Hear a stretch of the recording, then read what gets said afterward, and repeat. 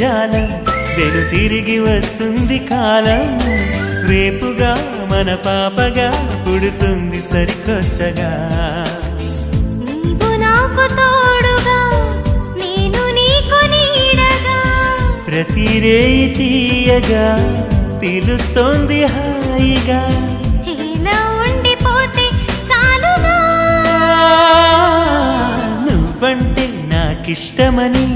అన్నది నా ప్రతి శ్వాస